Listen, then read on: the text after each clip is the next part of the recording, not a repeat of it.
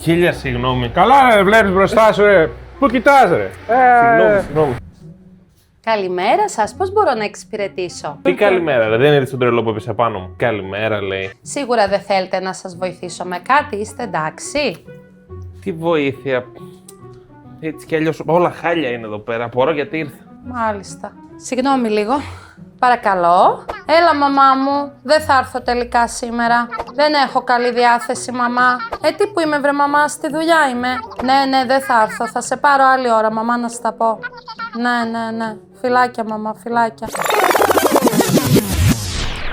Όχι, χίλια συγγνώμη. Εγώ συγγνώμη, ήμουν αφηρημένος, έπεσα πάνω σας. Συγγνώμη. Καλή σας μέρα. Καλημέρα σας. Καλημέρα σας, καλή εβδομάδα να έχουμε. Να σας βοηθήσω με κάτι? Φυσικά, βασικά τι ωραία πράγματα που έχετε εδώ πέρα. Ευχαριστούμε πάρα πολύ. Θα πάρω αυτό και αυτό.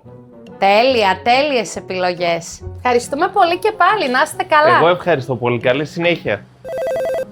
Έλα μαμά. Ναι, στη δουλειά. Τώρα, σε λίγο σχολάω και έρχομαι. Θα φέρω και γλυκά, ναι. Μην πάρετε εσείς. Έλα, τα λέμε σε λίγο. Φιλιά.